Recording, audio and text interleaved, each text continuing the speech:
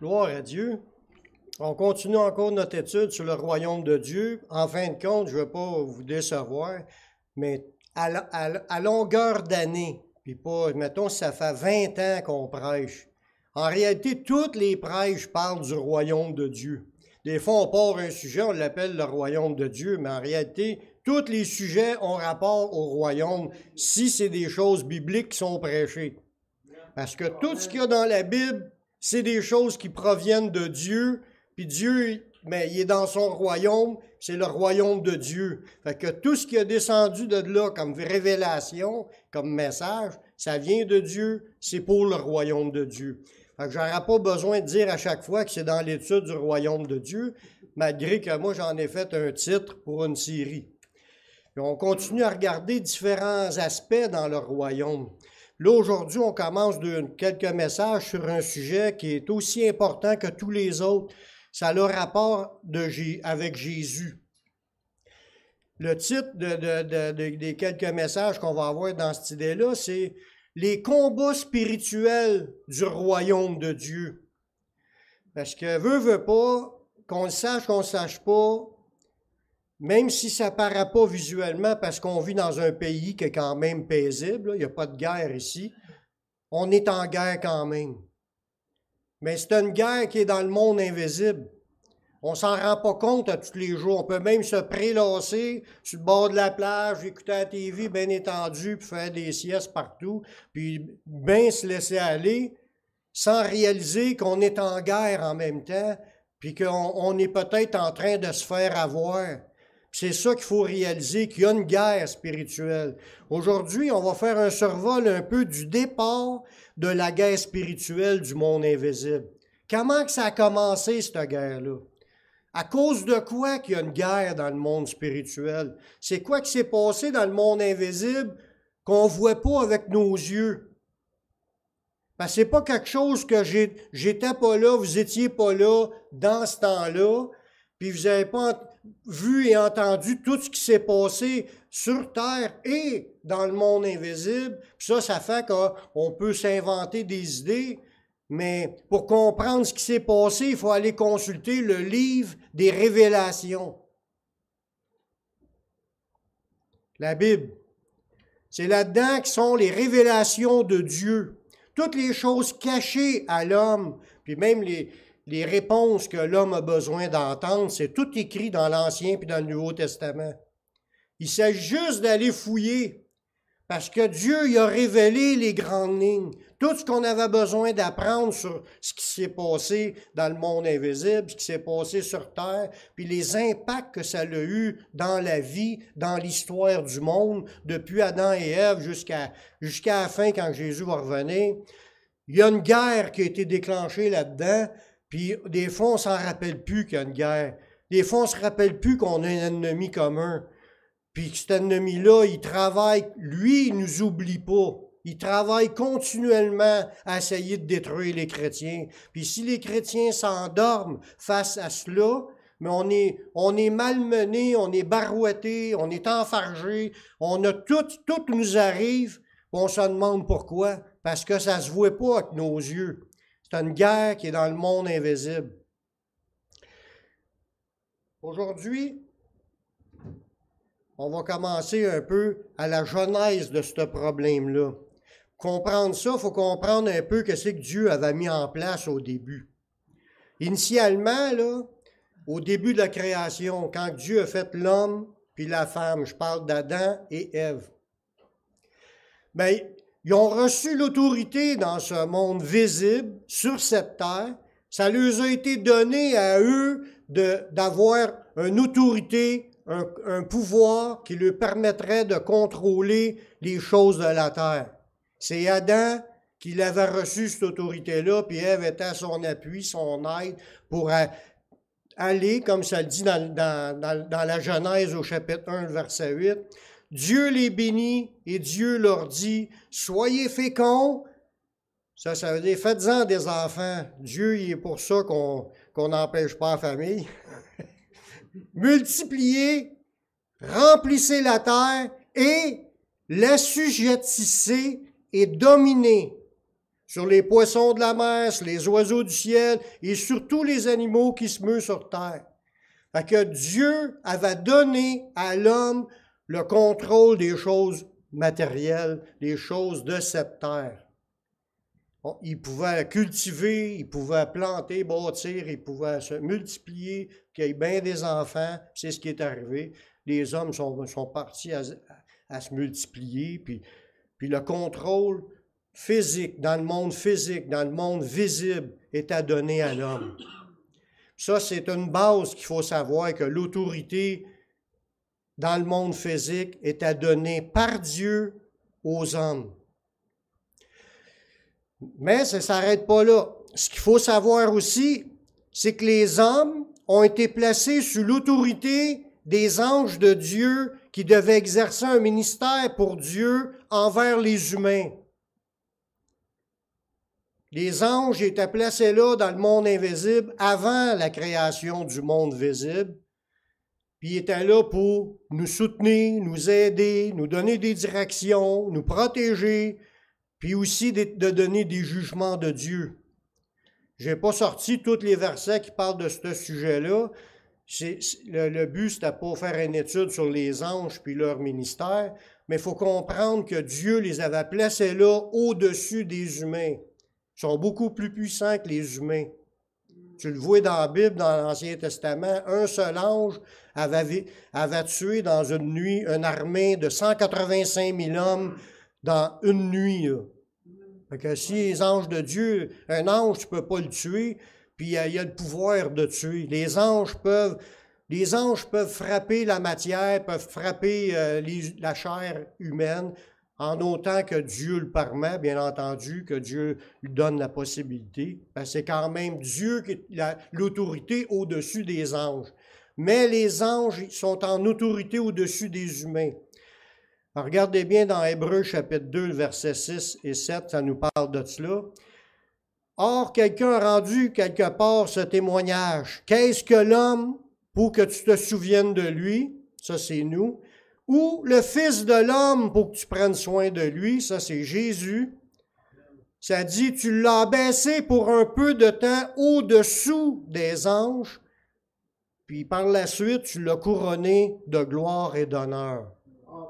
On voit là-dedans, dans ce verset-là, que Dieu a placé les hommes, puis même Jésus, il était placé sous les anges pendant une période de temps.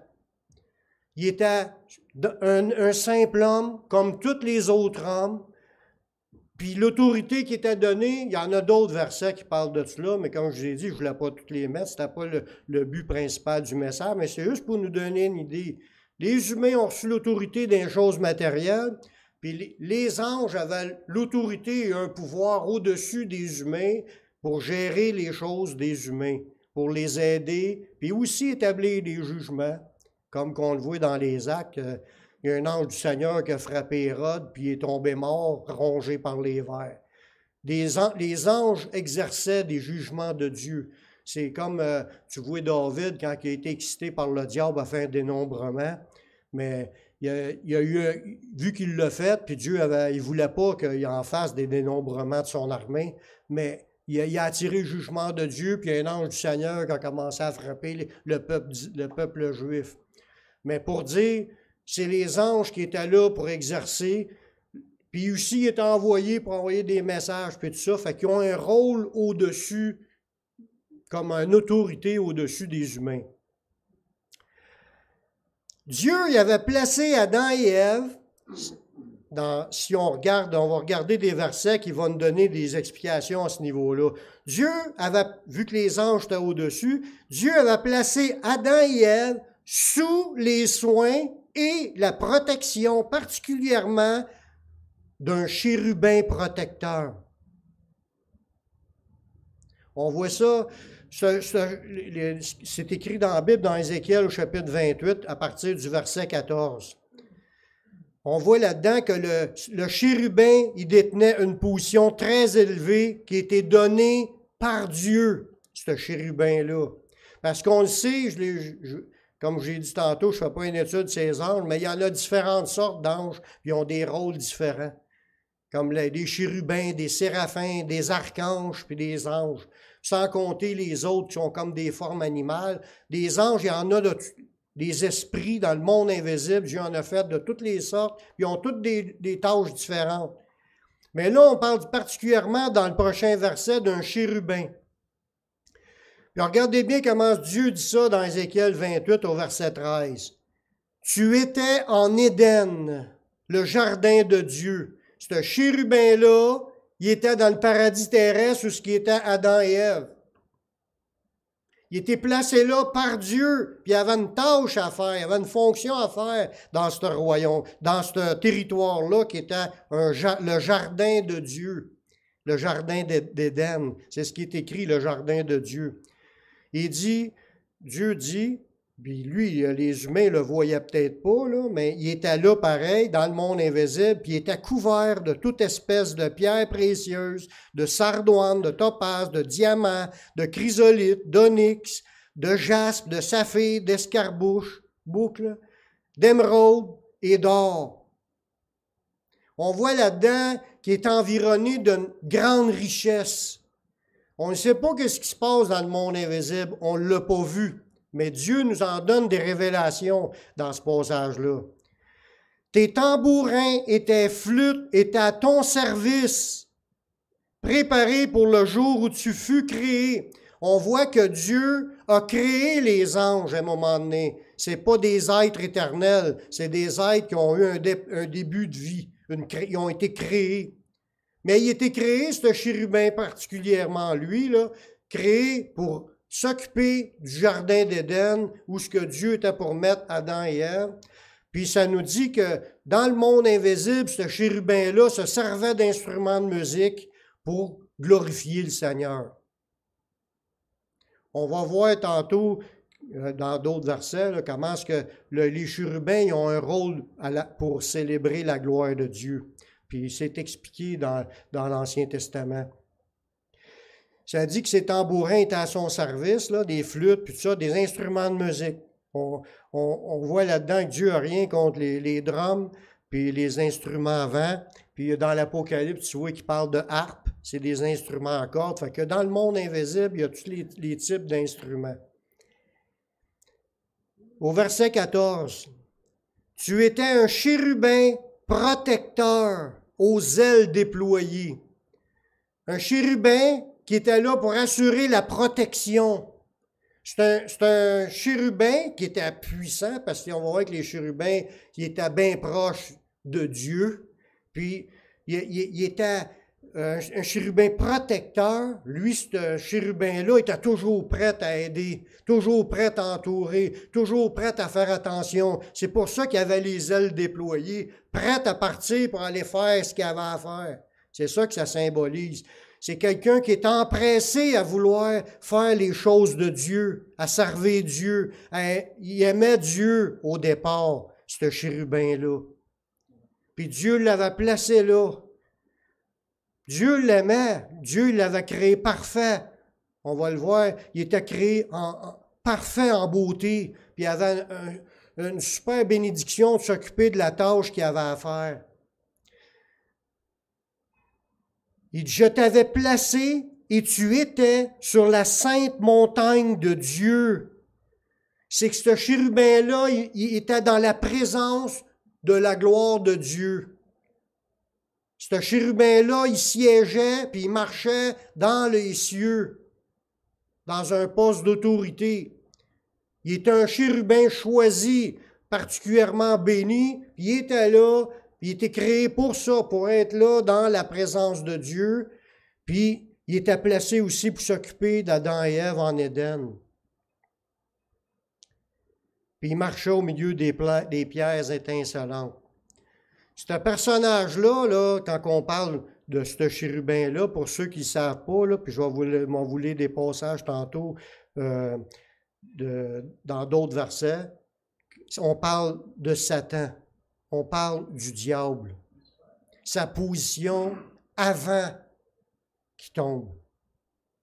Il était ça, un être béni, un être choyé, un être qui marchait dans la présence de Dieu. puis il y avait les instruments de musique pour chanter la gloire de Dieu. Puis il était là, utilisé par Dieu, même quand Dieu le trouvait tellement important. Il dit, tiens, tu vas t'occuper de ma prochaine création. Tu vas être au centre du développement des hommes dans mon jardin, Adam et Ève. C'était super, là, c'était beau. Pour comprendre un peu le travail des chérubins, c'est là qu'il faut regarder d'autres versets qui parlent de cela. Les chérubins devraient proclamer la gloire de Dieu. Ils étaient là aussi pour glorifier Dieu. Les instruments de musique étaient là.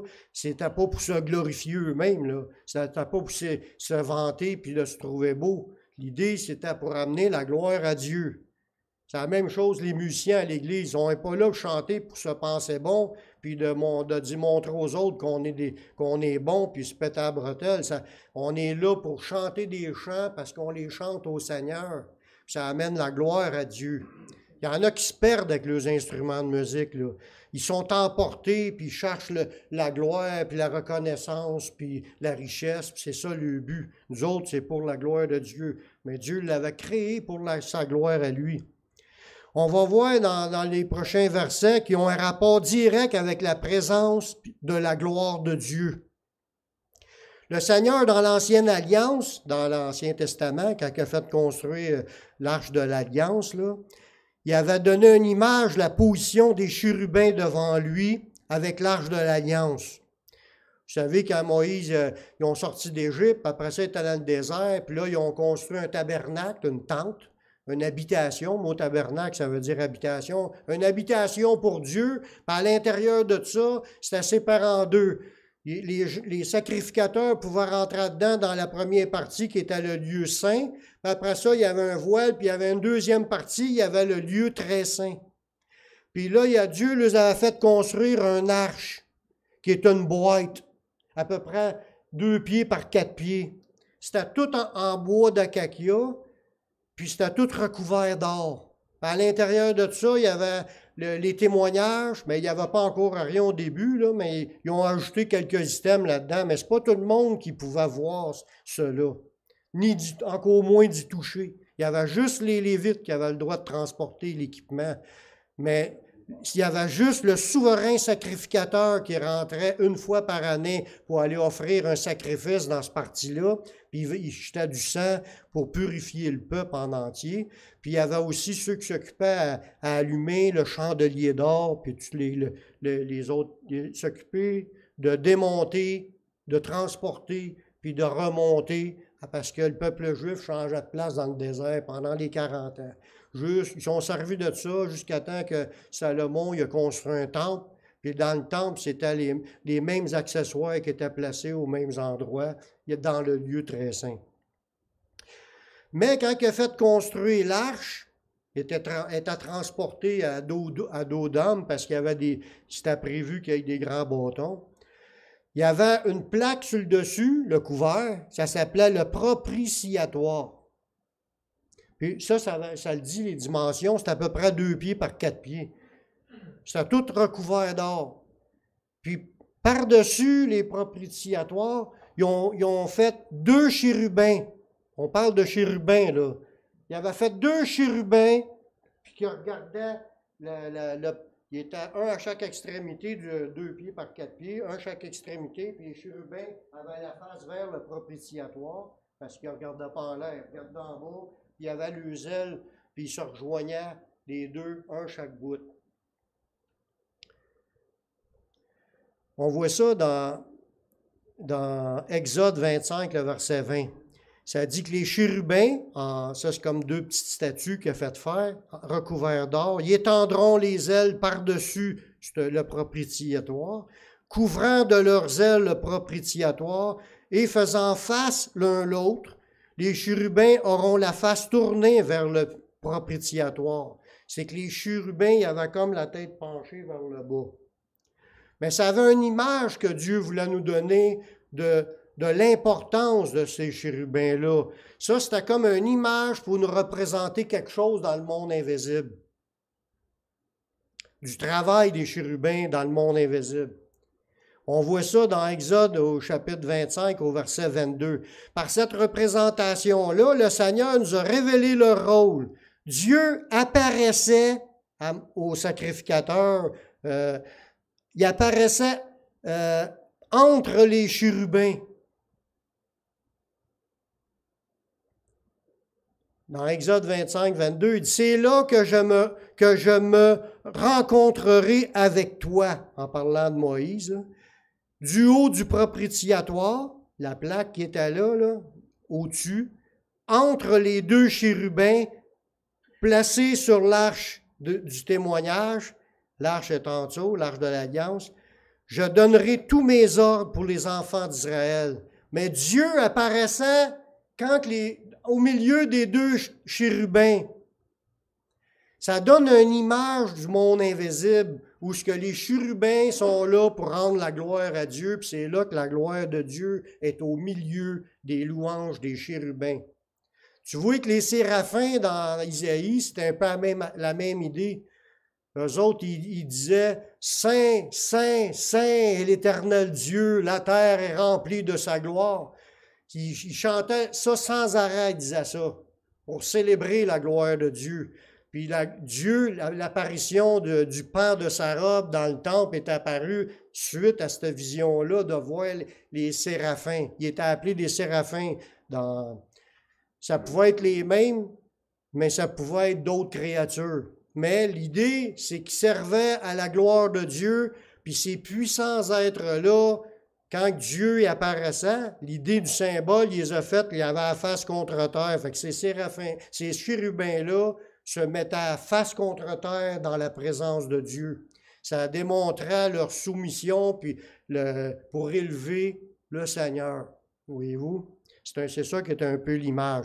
Fait que ce chérubin protecteur-là, c'est un être comme cela, qui servait Dieu, qui se prosternait devant Dieu, puis aimait Dieu, puis il était un chérubin protecteur, c'était quelqu'un d'empressé à aller aider.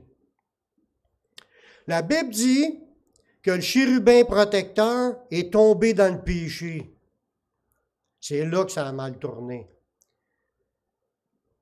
Il est devenu l'adversaire de Dieu, Satan, appelé le diable.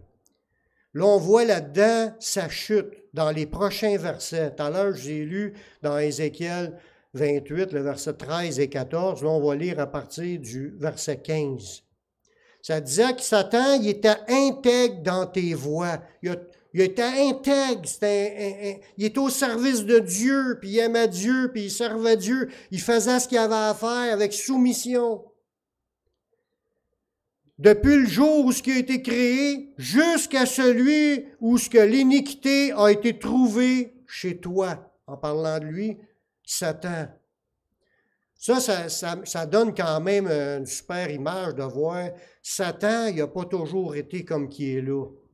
Là, aujourd'hui, il est méchant, il veut tout casser, il veut tout détruire ce que Dieu a fait. Il vole les gens, puis il sème la destruction puis le malheur partout, mais il n'était pas de même quand il a été créé. Puis ça ne dit pas combien de temps il a vécu avant, mais il y a eu une naissance qui a été créée, puis jusqu'au moment où le péché est entré dans sa vie, il est intègre. Le péché est entré à un moment donné pour des raisons, parce que c'est des êtres libres comme nous. Il ne faut pas penser que les anges, c'est des robots. C'est des êtres libres comme nous. Il y en a qui suivent Dieu, qui aiment Dieu, ils continuent à être volontaires, à servir Dieu.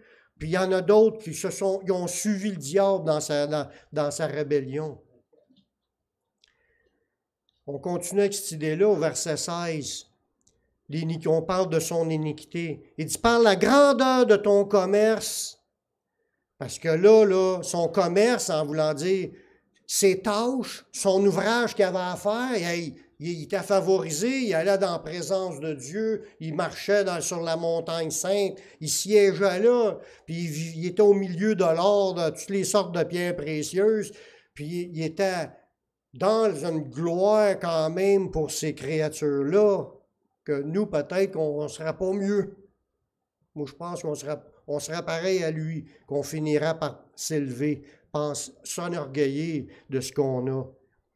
Mais lui, ça dit à cause de la grandeur de son commerce puis de son administration que Dieu y avait confié, c'est Dieu qui l'avait placé dans ce rôle-là.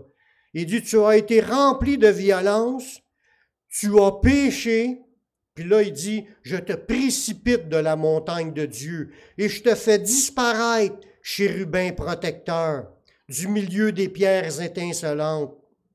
Ton cœur s'est élevé à cause de ta beauté.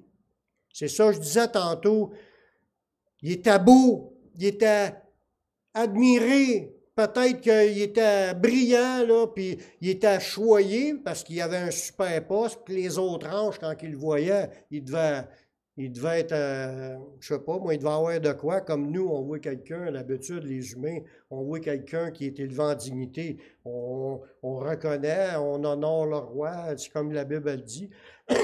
Dans ce temps-là, ils étaient dans un poste d'autorité, fait que les anges devaient peut-être se genouiller devant lui, mais lui, dans sa tête, à cause de sa beauté, puis à cause de tout ce que Dieu y avait placé, ça dit, tu as corrompu ta sagesse par ton éclat, je te jette par terre, je te livre en spectacle au roi. Ça veut dire que Dieu il a fait avoir une débarque. Il était précipité de certaines choses qu'il y avait.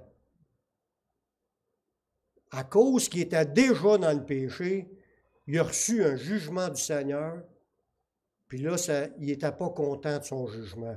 C'est ça qu'il faut comprendre dans l'histoire, parce que c'est comme s'il se revenge. C'est ça qu'il est en train de faire. Tout ce qu'il fait, là, c'est comme il se revenge contre Dieu, puis il essaye d'empêcher que Dieu puisse glorifier des humains, parce que c'est dans le plan de Dieu de glorifier des humains.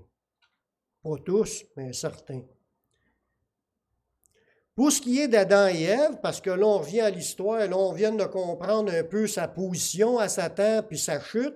Mais là, qu'est-ce que ça a rapport avec Adam et Ève qui est en autorité sur la création? Pour ce qui est d'Adam et Ève, suite à leur désobéissance, c'est là que le diable dans l'histoire est allé voir, puis il les a parlé pour les stimuler dans le doute, là, puis de les amener à désobéir. Parce qu'il sait que quand on désobéit, ben, il y a des conséquences de la part de Dieu. Dans ce passage-là, Dieu les avait avertis qu'ils étaient pour mourir spirituellement. Il n'a pas dit spirituellement, il a juste dit qu'ils étaient pour mourir s'ils mangeaient du fruit défendu. Fait qu'on voit ce passage-là dans Genèse 2,16. L'Éternel Dieu donna cet ordre à l'homme, tu pourras manger de toutes les arbres du jardin, mais tu ne mangeras pas de l'arbre de la connaissance du bien et du mal, car le jour où tu en mangeras, tu mourras. Dieu avait fait cette déclaration-là à Adam. Ève n'était pas là. Quand Ève a été créée par la suite, Adam a répété ces choses-là à Ève. Mais Satan, lui, qu'est-ce qu'il a fait quand il était voir? Il était voir Ève en premier.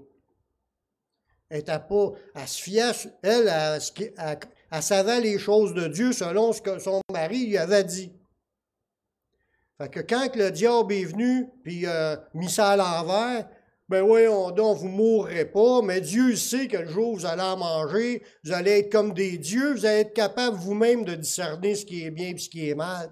Fait qu'il lui a compté des menteries, puis là, c'est pour mettre le doute, mais elle, quand elle a récité la parole de Dieu, qu'elle avait appris de son mari, elle l'a modifiée.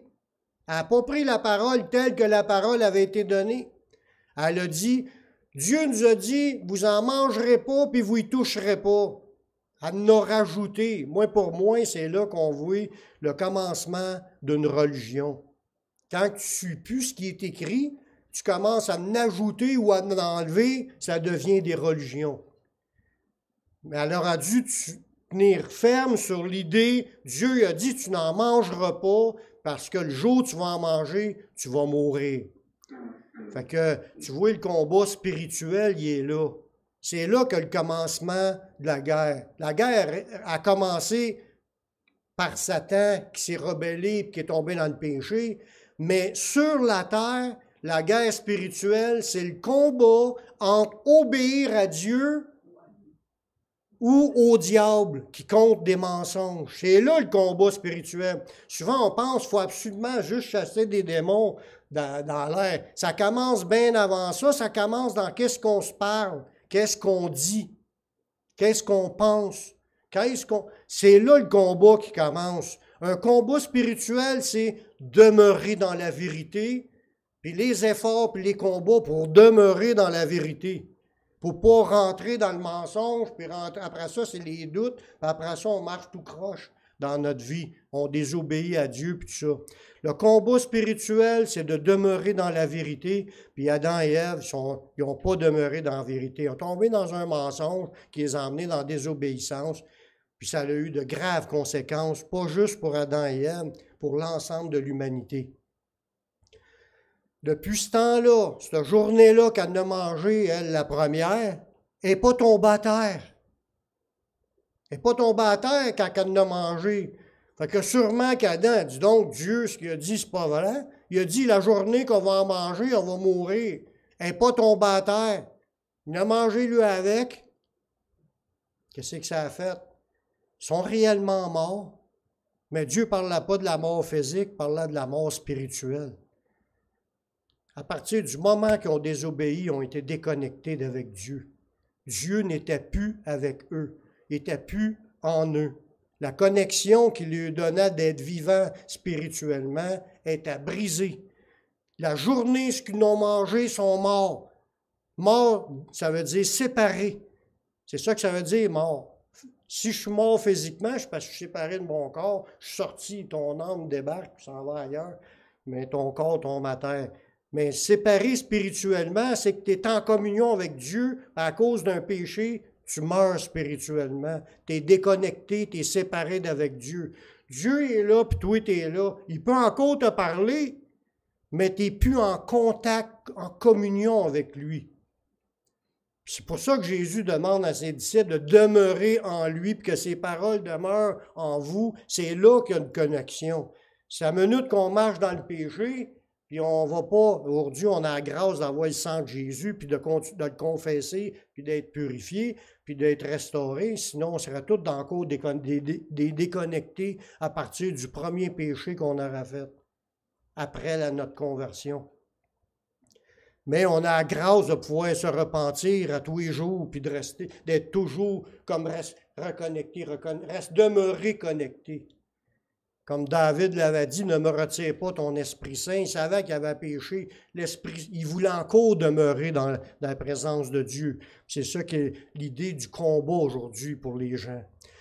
À partir du moment qu'Adam et Ève ont désobéi, sont tombés morts spirituellement, c'est pas tout. Ça ne s'arrête pas là comme conséquence. Ils ont eu des punitions que Dieu a données. Il a dit, tu vas accoucher avec douleur, puis là tes désirs se porteront vers ton mari, mais lui, il dominera sur toi. Puis lui, la terre va produire des épines puis des ronces, puis à force de peine que tu vas tirer ta nourriture tous les jours de ta vie. C'est des punitions que Dieu a eues, puis ça n'a pas été encore juste ça. À partir de ce moment-là, qu'ils ont accepté d'obéir au diable plutôt qu'à Dieu, il y a eu un contrôle spirituel qui s'est fait, que le diable est devenu comme en contrôle des humains. Qu'il commençait à exercer son pouvoir sur les humains, commençait à lier les humains, puis les enchaîner, puis les amener dans son contrôle. Adam et Ève, tout de suite en partant. Puis ça nous dit dans la Bible que le diable régna depuis le début sur les hommes, donc sur la création qu'on voit ici, parce que si les hommes avaient reçu l'autorité sur la création, mais maintenant les humains sont sous la domination du diable. Fait que le diable, en fin de compte, il a le pouvoir et l'autorité sur tout, qu'est-ce qui existe sur la terre, mais ce n'est pas à lui, tout est encore au Seigneur. Mais il exerce quand même son autorité sur les humains que lui-même contrôle. Ça dit dans la Bible qu'en fin de compte, il est la source du mal sur la terre. Dans 1 Jean 5, 19, il dit « Nous savons que nous sommes de Dieu et que le monde entier est sous la puissance du malin. » On parle sous la puissance du chérubin qui n'est plus un protecteur. Un chérubin puissant, en autorité sur l'humanité, mais pour démolir, détruire, exercer à la méchanceté, puis essayer de tout casser ce qui appartient à Dieu. Fait que faut pas se demander pourquoi il y a tant de mal sur la terre. Il y a du monde qui se pose la question. Pourquoi que c'est comme ça sur la terre? Mais le monde entier appartient au diable présentement. Ben, pas qu'il lui appartient, que c'est à eux, que c'est à lui, mais qu'il y a un contrôle, il y a une domination, il manipule, puis il met des idées mauvaises dans les gens, puis les gens finissent tous par faire ce que lui veut. C'est l'esprit de ce monde. Dans un verset qui est dit, d'un autre verset, ça dit de l'esprit de rébellion qui est commencé en Adam et Ève, là, puis c'est dans le monde, c'est là. Il n'y a pas juste Satan dans ce groupe-là, parce que la Bible a dit qu'il y a un tiers des anges de Dieu qui ont suivi Satan dans sa perte. Fait qu'il y a des démons qui travaillent présentement pour entraîner le monde à désobéir à Dieu, à être maintenu dans la mort spirituelle. Depuis le début, notre adversaire, le diable, cherche à voler, à égorger, à détruire les bénédictions de Dieu. C'est dans sa bonté, dans son amour que Dieu avait créé la planète, là, puis il a créé les humains. Dieu, c'est parce qu'il nous aime qu'il nous avait créés. Il savait que ça tournerait mal, mais il voulait quand même démontrer à travers ce mal-là, il voulait démontrer son amour dans tout cela.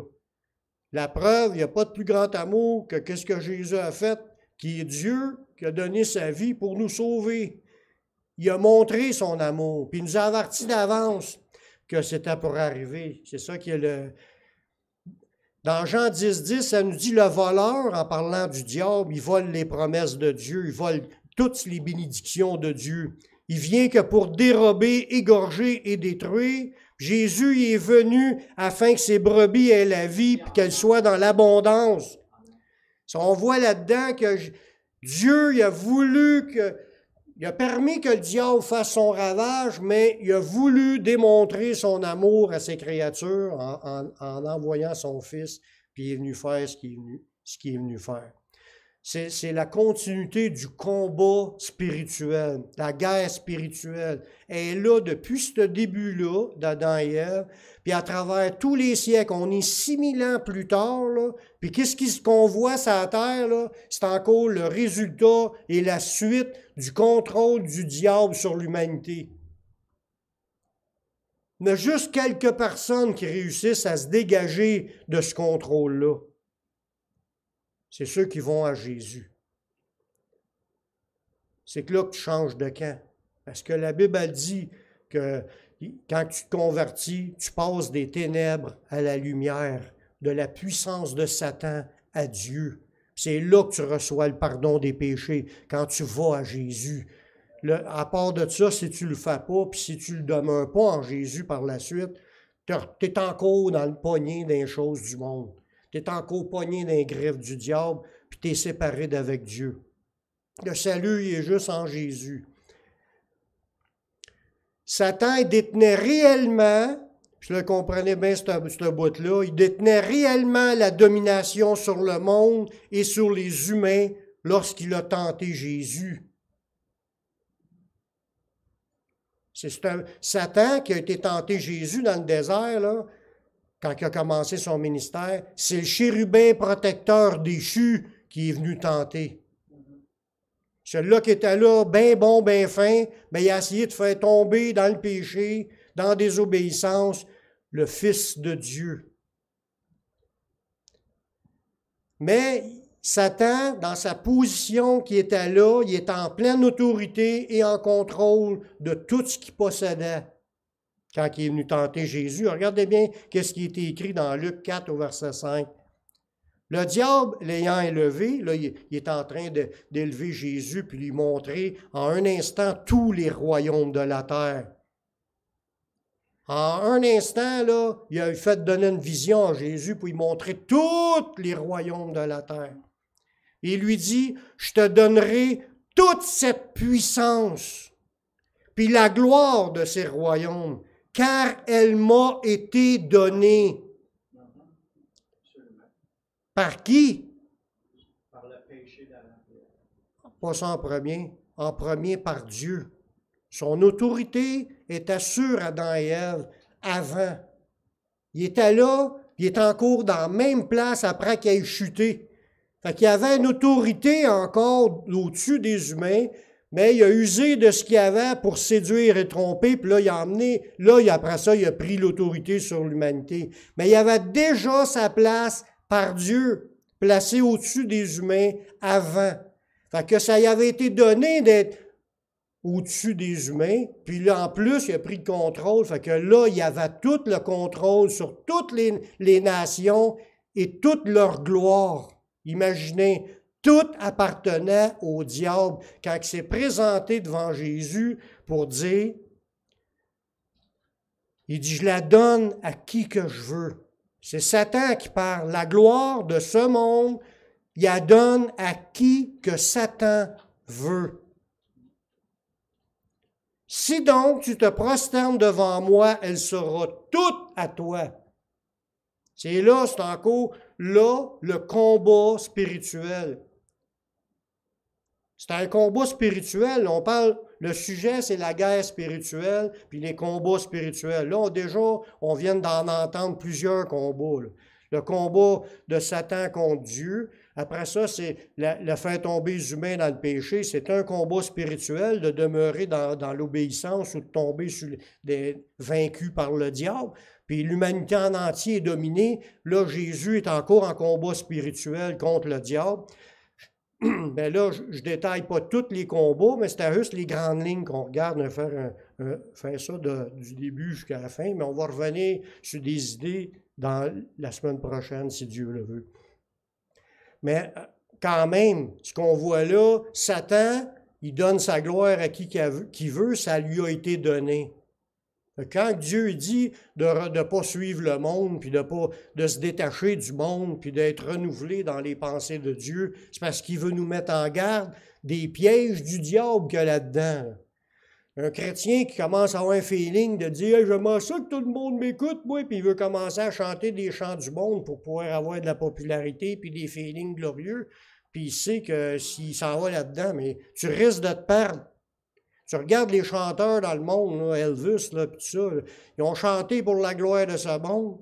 Ils étaient-tu connectés avec Dieu? J'espère qu'avant de mourir, il l'était, mais l'idée, c'est que tu ne vis pas une vie dans la présence de Dieu, puis dans l'onction de Dieu, puis dans la bénédiction de Dieu, en ayant les deux pieds dans le monde. Ça, c'est un exemple que je donne, mais pour tous les chrétiens ont été avertis. La gloire de ce monde, puis toute la pollution de ce monde, c'est le diable qui est en train d'orchestrer ça. Puis chaque fois qu'il y a des nouvelles lois qui passent pour rajouter d'autres sortes de péchés dans la société, c'est tout le diable qui orchestre tout ça pour contaminer puis rendre de plus en plus nauséabond tout ce qui se passe. Ça pue aux yeux de Dieu puis aux yeux des chrétiens réveillés. Amen. Là, je vais vous faire ça vite, parce que là, je parle du diable pour m'en parler de sa chute, puis quand il est venu à Jésus, mais là, je voulais commencer à vous introduire l'idée, la venue de Christ pour combattre et renverser les œuvres du chérubin, de Satan. Là, on va voir que la victoire de Jésus sur l'ennemi du royaume de Dieu, parce que c'est l'ennemi de Dieu, là, c'est l'adversaire, c'est notre adversaire, parce qu'on fait partie du royaume de Dieu.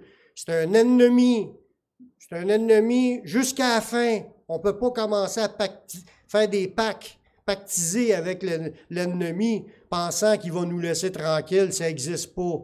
Lui, ce qu'il veut, c'est dévorer, égorger, détruire. Il haït Dieu. Il est rempli d'une haine féroce, que ça nous dit dans l'Apocalypse au chapitre 13, quand il a été précipité du ciel. Mais ça, on va en reparler une autre fois, quand Dieu va le permettre. Le Christ, on parle de le oint, le Messie. Le Christ, c'est tout le même mot, mais ça nous dit plus quelque chose quand on dit le oint que le Christ ou le Messie.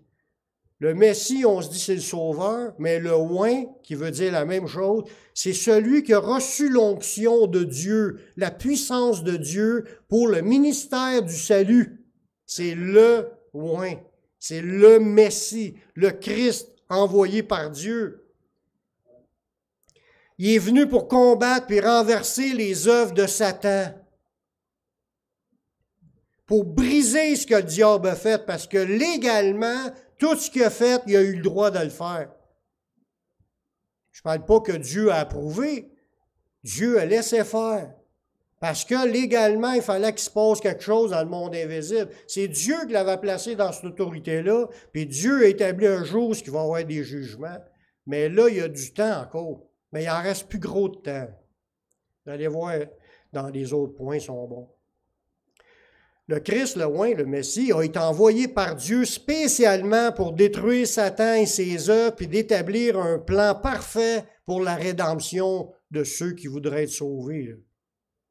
C'est sûr que ce n'est pas tout le monde qui va être sauvé. Mais Jésus a fait le plan parfait pour qu'on puisse l'être. Le Messie a été prophétisé dès le début de la création à Adam et Ève, qu'il viendrait et écraserait la tête de l'ennemi. On voit ça dans Genèse 3,15. Dieu a dit, c'est Dieu qui a prophétisé ça. Il dit, je vais mettre de l'inimitié entre toi et la femme. Il parlait au chérubin protecteur. Je vais mettre de l'inimitié. Vous allez devenir ennemis entre toi et la femme. Entre ta postérité puis sa postérité. Fait que tous ceux qui descendent du diable, dans le sens qui suivent le diable, sont sous la dénomination du diable, vont être dans la suite de l'histoire ennemis de ceux qui veulent être à Dieu puis qu'ils marchent avec Dieu. C'est à ça le symbole de cette prophétie-là. Il va y avoir comme deux lignées dans le monde. Ceux qui sont dominés par le diable et ceux qui marchent par l'Esprit de Dieu. Ça dit, celle-ci t'écrasera la tête et tu lui blesseras le talon. Là, on parle de la descendance qui est la postérité de la femme. On parle là de la descendance qui est Jésus.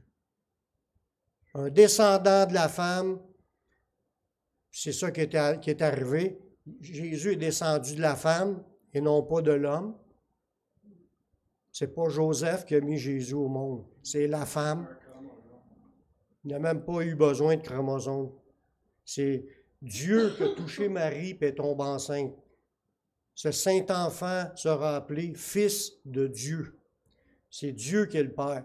Il a touché Marie et tombe enceinte avant qu'ils soient ensemble, qu'ils soient connectés. Je ne veux pas aller plus loin que ça. Fait que, il dit, va mettre de l'inimitié entre sa postérité, Jésus, puis ta postérité, Satan, qui est le monde entier, qui est dominé par le diable. Puis que lui, il pour écraser la tête du serpent, mais il se fera blesser le talon. Ça sous-entend les souffrances que Jésus a eues, puis sa mort. Jésus lui-même a révélé une prophétie de l'Ancien Testament qui était écrite au sujet de son ministère de délivrance contre les actions du diable. Il y avait une prophétie dans l'Ancien Testament qui parlait du ministère de Jésus, son ministère qui était pour délivrer les gens de la puissance de Satan. C'est Jésus qui l'a mentionné, cette prophétie-là, dans Luc 4, 18. Ça dit, « L'Esprit du Seigneur est sur moi. » On parle que l'Esprit du Seigneur était sur Jésus. Ça veut dire que c'est lui qui est le oint, le Messie. Le oint, c'est celui qui a reçu l'onction. Ça sous-entend l'Esprit Saint. C'est lui qui était le choisi, le Christ, parce que, ça dit, l'Esprit du Seigneur sur moi parce qu'il m'a oint pour annoncer la bonne nouvelle aux pauvres. Il m'a envoyé pour guérir ceux qui ont le cœur brisé, pour proclamer aux captifs la délivrance. Et captif de quoi? Captif du diable et de ses mauvais esprits. Il va proclamer la délivrance aux captifs, aux aveugles le recouvrement de la vue, pour envoyer libres les opprimés. Ça veut dire, Jésus a reçu une onction de Dieu pour commencer un ministère de combattre contre les œuvres du diable. Là, il combattait, il délivrait des personnes, il guérissait des personnes. Il faisait le contraire de ce que le diable fait. Le diable, lui, c'est de détruire, de rendre malade, de posséder, de contrôler, d'être lié, d'enchaîner. Puis lui, il est venu, puis il brise les chaînes, puis il répand ses guérisons partout. Il est venu pour combattre, là, pour détruire les œuvres du diable. Amen. Dans 1 Jean 3,8, il dit « Celui qui pêche est du diable. Car le diable pêche dès le commencement. » Hey, c'est fort, celle-là. Depuis le commencement que le diable pêche. Il a tombé dans l'iniquité, là. Là, il a reçu une punition de Dieu. Puis là, il lâche pas de péché. Depuis ce temps-là, il entraîne l'humanité dans le péché. Il pêche dès le commencement. Mais le Fils de Dieu a paru afin de détruire les œuvres du diable. Amen. Fait que c'est Jésus qui est venu avec son onction pour venir tout casser ce que le diable est en train... En réalité, il est venu pour réparer ce que le diable est en train de casser. Wow! Merci Seigneur. Jésus lui-même a révélé une prophétie de l'Ancien Testament qui était écrite à son sujet de son ministère de délivrance contre les actions du diable. C'est ça que je vous disais tantôt. Il est venu pour proclamer aux captifs la délivrance. Fait que tout, partout ce qui passait, ça dit que les gens étaient guéris, étaient délivrés, puis il y en a qui étaient sauvés. Puis là, il a dit dans Luc, tout de suite après qu'il ait dit ça, il dit dans Luc 4, 21 que c'était déjà accompli. À partir du moment qu'il est en train de le dire, c'est là que ça commençait, puis c'est là qu'a commencé son ministère de guérison et de délivrance. Ça dit, alors il commença à leur dire, « Aujourd'hui, cette parole de l'Écriture que vous venez d'entendre est accomplie. » Tout le monde était témoin de la puissance de Dieu qui agissait au travers de Jésus. Amen. Dans Matthieu 4, 24, ça dit, « Sa renommée se répandit dans toute la Syrie, et on lui amenait tous ceux qui souffraient de maladies, de douleurs divergences, des démoniaques, des lunatiques, des paralytiques, et il les guérissait. » Amen. Ça, c'est la puissance de Dieu. Il avait reçu l'onction pour accomplir ce qu'il y avait. C'est ça que ça prend, frères et sœurs. C'est pas être un beau parleur, c'est qu'il faut que Dieu t'ait placé là, avec cette onction-là, pour pouvoir opérer ces choses-là. Puis il y en a des gens qui l'ont eu, mais c'est pas tout le monde qui marche là-dedans. Faut être franc. Je finis avec un dernier verset pour aujourd'hui. Dans son amour, Dieu a envoyé son Fils dans le monde afin de réconcilier l'humanité avec lui. Parce que, comme on le dit tantôt, le monde entier est sous la puissance du malin. Mais Dieu ne veut pas les laisser là. Dieu ne veut pas les laisser dans cet état-là. Il a envoyé son Fils, puis depuis ce temps-là, il travaille pour essayer d'amener le monde à sortir de là. Il veut que les gens soient réconciliés avec lui. Parce que quand tu marches dans le péché, puis tu marches loin de Dieu, tu n'es pas à Dieu. Tu es perdu. Tu as besoin de prendre position pour Jésus, puis de commencer à marcher avec Jésus, puis de rester disciple de Jésus tout le reste de ta vie. C'est ça que Dieu veut, une réconciliation permanente. Dans Colossiens 1,20, ça nous dit, il a voulu par lui, par Jésus, réconcilier tout avec lui-même, tant ce qui est sur la terre que ce qui est dans les cieux, en faisant la paix par lui, Jésus, par le sang de sa croix. La question qu'on se pose aujourd'hui, est-ce qu'on veut être sous le sang de Jésus pour être réconcilié avec Dieu? On n'a pas le choix. Pour être sauvé, il faut que tu ailles à Jésus, puis tu lui demandes pardon, puis tu lui dis que tu veux le suivre. Puis que là, tu lui demandes de te pardonner, puis tu lui demandes de te donner son Saint-Esprit. Il va te purifier par son sang. Puis après ça, il faut que tu demeures sous le sang de Jésus, parce que c'est le sang de Jésus qui est le sang de la nouvelle alliance, puis qu'il faut demeurer dans cette position-là jusqu'à temps qu'ils viennent nous chercher. Fait que je fais un appel, s'il y en a des gens qui se disent, moi, je suis pas sûr, je pense que je ne marche pas avec le Seigneur. J'espère qu'on réalise qu'on est tous pécheurs, tout le monde est pécheur, mais on n'a pas le choix. Il y a juste une porte pour aller à Jésus puis être réconcilié. D'aller à Dieu pour être réconcilié, c'est Jésus. Jésus dit qu'il est le chemin, il est la vérité, il est la vie, que nul ne peut aller au Père que par lui. On n'a pas le choix de passer par lui, d'entrer parce que lui, c'est la porte, puis il est aussi le chemin. Sa parole, c'est le chemin. Fait qu'il faut aller à Jésus puis demeurer dans le chemin de Jésus jusqu'à la fin. On va faire une prière ensemble afin que vous puissiez vous engager à demander pardon au Seigneur puis prendre position publiquement pour le Seigneur. Faites cette prière avec moi. Père, je reconnais que je suis un pécheur. Je reconnais que je suis perdu. Mais je sais que Jésus-Christ, il est mort sur la croix. Il a versé son sang pour pardonner mes péchés. J'accepte Jésus comme mon Sauveur, comme mon Seigneur. Prends ma vie, je la donne. Je veux te suivre, je veux te servir tous les jours de ma vie. Et donne-moi ton Saint-Esprit pour qu'il me conduise dans la voie de la vie éternelle. Amen. Amen. Si vous avez fait cette prière, sachez que Dieu l'a entendu, puis Dieu vous a pardonné. Vous appartenez au Seigneur. Maintenant, marchez avec le Seigneur. Restez dans la communion avec les frères et sœurs. Allez dans une église. Continuez à prier, à lire la Bible, à aller entendre la parole de Dieu. Marchez avec le Seigneur pour le reste de votre vie, puis un jour, vous allez être avec lui pour l'éternité. Amen. Amen. Amen.